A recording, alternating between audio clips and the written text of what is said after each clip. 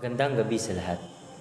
Ang aming thesis ay, ang aletheia ay ang tunay na katotohanan na lumilitaw sa pagtatakip, samantalang ang doksa ay opinyon lamang na hindi ganap na sumasailalim sa realidad.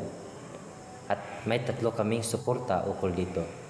Una, ang aletheia ay mula sa salitang Griego na nangahulugang paglabas ng totoo mula sa pagtatago. Kalawang suporta. Ang duksa ay pansariling pananaw lamang, kaya't hindi ito palaging maituturing na katotohanan. At pangtatlo, ang tao ay dapat maghanap ng aletheia upang makarating sa mas malalim na pag-unawa sa buhay. At may tatlong objection ukol dito. Una, hindi lahat ng lumilitaw o nakikita ay totoo. May mga ilusyon o maling akala. Ikalawang objection. Minsan ang opinion ng isang tao ay naging totoo kapag napatutunayan ito. At ikatlo, mahirap at nakakapagod ang palaging maghanap ng aletheia, kaya't sapat na raw ang doksa. At may tatlong sagot sa bawat objection na aming ibinigay. Unang sagot, totoo na may maling akala, ngunit ang aletheia ay hindi lamang panlabas na anyo, kundi ang malalim na katotohanan.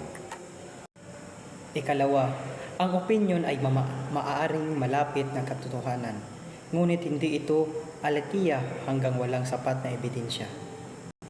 Bagaman mahirap hanapin ang aletheia, ito lamang ang makapagbibigay ng tunay na gabay at direksyon sa buhay. At yun ang ikatatlo. At unang halimbawa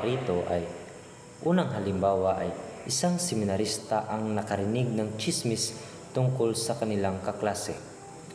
Lumitaw na parang totoo, ngunit kalaunan ay napatunayang hindi ito batay sa aletheia kundi sa maling akala. Ikalawang halimbawa, isang estudyante ay nag-akala na hindi niya kanyang ipasa ang pagsusulit dahil mahirap ang paksa. Opinyon lamang iyon. Nang magsikap siya, napatunayang mali ang kanyang palagay. At ikatlo, ang seminarista ay patuloy na nag-aaral ng banal na kasulatan at teolohiya. Kahit mahirap ito, ang landas tungo sa aletheia, hindi sapat ang sarili niyang doksa. At may tatlong pananaw kaming nabuo. Unang pananaw, napagtanto namin na hindi basta tanggapin ang naririnig dahil hindi lahat ay katotohanan. Pananaw pangalawa, natutunan namin ang sariling opinyon ay kailangan subukan at patunayan bago maging totoo. At pangatlo, naiintindihan namin na ang paghahanap ng aletheia ay nangangailangan ng tiyaga at pananampalataya. At sa konklusyon, sa makatuwid, ang aletheia ang nagbubukas ng tunay na liwanag ng katotohanan, samantalang ang doksa ay opinyon lamang na maaring magdulot ng pagkaligaw.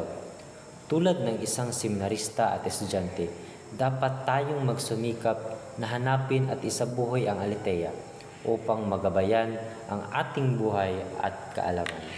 Maraming salamat po.